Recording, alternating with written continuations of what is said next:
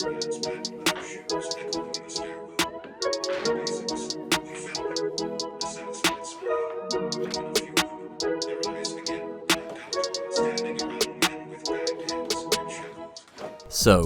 broken machines and tight deadlines. That's kind of what this episode is about.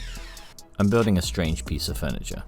It's intended as a garment rack, but I think it could also be used as a coat rack in a hallway that doesn't have a closet. I'll be using it as a garment rack in the spare bedroom for guests for now. I'm not sure what I'm going to use it for permanently yet. I don't have much closet space in my bedroom, so I think it'll end up there. The broken machine part refers to a bit of an accident I had with my planer. I got too excited and set the depth incorrectly and proceeded to burn out the motor and fill the garage with pungent bluish smoke. Fun. So after doing some research, I found a place that could repair it. But it's going to take up to 8 weeks. Unfortunately, that doesn't help me with my current project. I end up loading all the lumber that I need to get planed into the truck and take it across town to a place called Creative Woodworking in Northeast Portland. I think it's Northeast, but yeah.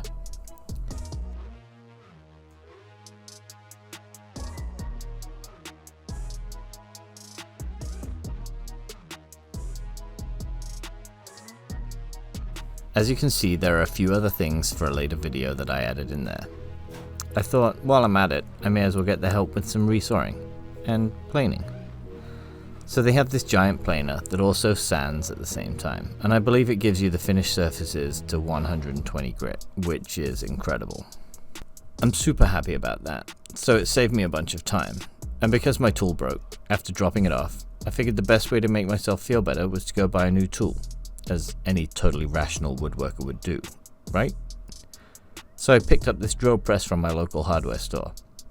It's been a long time since I used one of these. So long, in fact, I may even have read the instructions.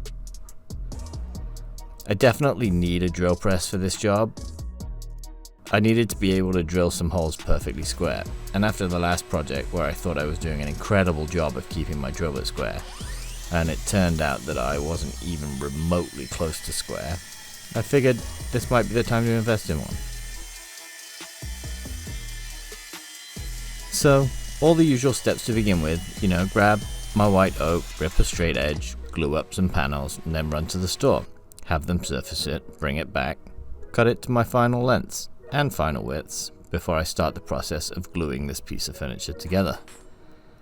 Apparently in the 1880s, which is when this house was apparently built, people that lived here didn't have many personal items, or many clothes at all. The closets have space for about, maybe a dozen hanging items in each room, and well, we've amassed a solid amount of clothing in our adult lives. And one coat and one puffy coat seem to take up the space of 6 normal items, so before you know it, all of the closet space is gone, hence why I'm building this. I looked at a bunch of designs when coming up with this, and I wanted to keep it in line with my bedside tables and follow on from the same kind of joinery. So there's a bunch of rabbet and dado joints on this so that it keeps a similar aesthetic to the bedside tables. When doing some research though, all of the A-frame style garment racks just had a regular cylinder or dowel of wood at the top where you can hang your hangers, which is cool and works perfectly and has been used a million times over, but I figured I wanted to try something a little different on this. So you'll see towards the end I decided to make a separate hole for each individual hanger. This kind of prevents the clothes from bunching up, allows things to remain spaced, and I think it provides a nice little design feature. The other thing I'm realizing is I need a dust collector, as opposed to the shop vac, which works great for many of the smaller tools that need the high pressure, low volume airflow. But I'm finding some of the bigger chunks and shavings along with some of the bigger machines, such as the planer and a jointer I hope to add to the collection pretty soon, need a dust collector. They need a little bit less pressure but much more volume, or something like that, I think. So hopefully I'm able to pick one up.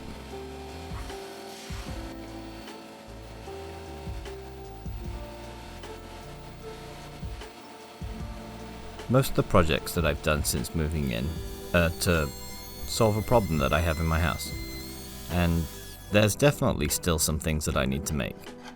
But moving forwards, I might try building some more conventional things, maybe even selling a piece or two. Sanding truly is the worst part of all of this, but I need to make sure that the internal panels are sanded before I give them a quick finish, so when I assemble, the inside is already done. This will save a lot of time when I come to finish the outside. It'll also make sanding in general a little easier.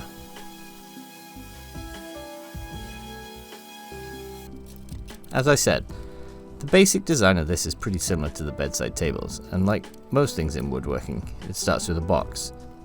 And then I've added a shelf. And this is going to be the base of my garment rack, coat rack, whatever the hell this thing is. Anyway, I use these clamping coils so that I can add a solid amount of pressure because I left the ends slightly long on the rabbets. And using a couple of 90-degree guides, I make sure that the box is glued up nice and square.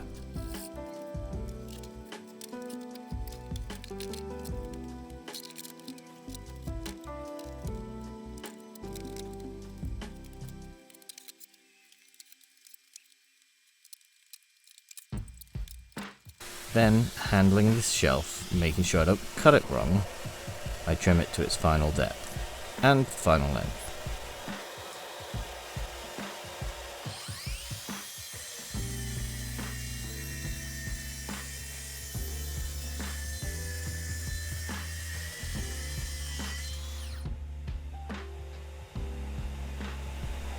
As you can see, the shop vac dust collector that I have currently set up works really well on the track saw. If the lumber that I'm cutting is a little bit too wet though, it can get clogged, but honestly, so far, it's been amazing. I give it a quick little sand on the ends just to make sure it slides into those dados nicely, and then, hopefully without too much force, it goes in. But I'm pretty sure I have to use a little green persuasion machine. We'll see.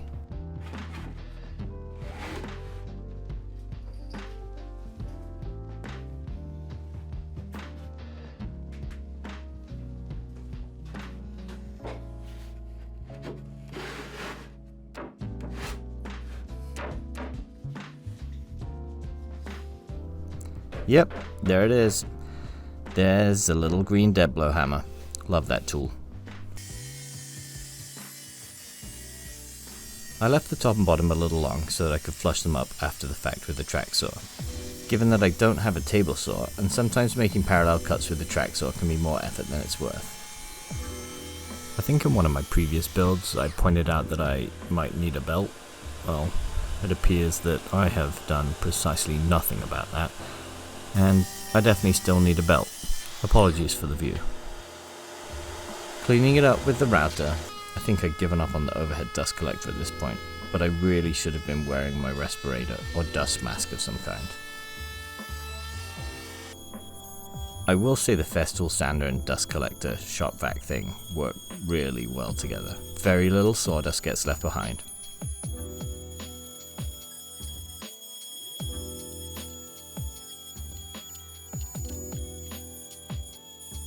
Oh, and now onto that piece that I bought the drill press for. I mark out all of the spacings that I want, then I take it over to the drill press. This is my first time using the drill press, or at least the first time since high school I think, so getting the speed of the drill bit and the size of the drill bit correct was a bit of trial and error. I ended up going back on this and I marked exactly where I wanted each piece, and then I came back with a smaller auger bit. I started with a 1/2 inch, then 3/4 inch, then a 1 inch, and then a 1.5 inch, and it ended up working out pretty great. Just took my time to clean up the edges with a little 1/4 inch round over I think, and then glue it in place.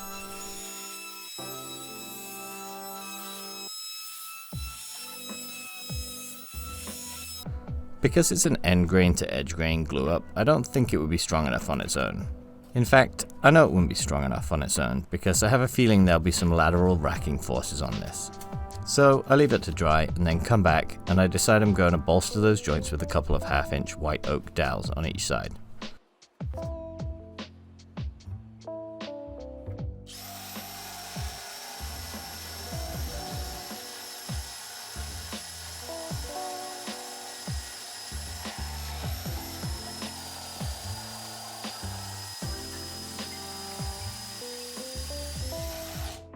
I apply loads of glue, clean the squeeze out, grab the flush cut saw, trim the dowel to length.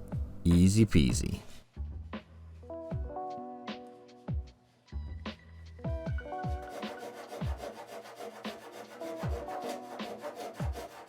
You know, because the size of my shop is pretty small, I have to make sure that in between most projects, in fact during most projects, I'm clearing off the work surface.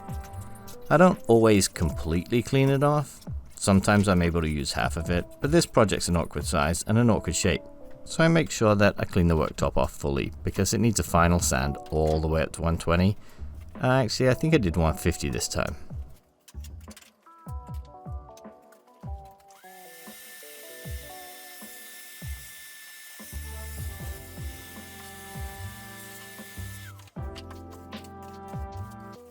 And then I've got to apply finish.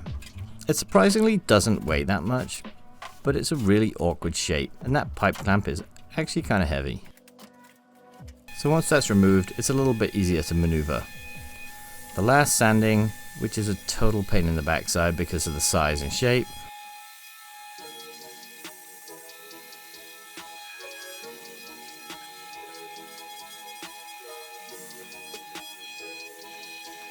And then on to applying some of that Rubio Monocoat.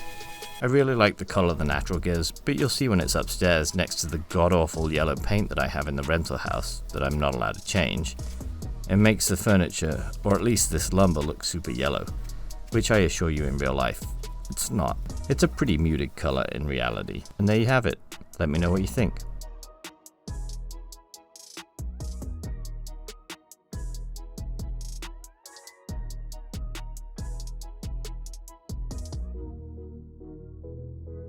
And until next time, peace.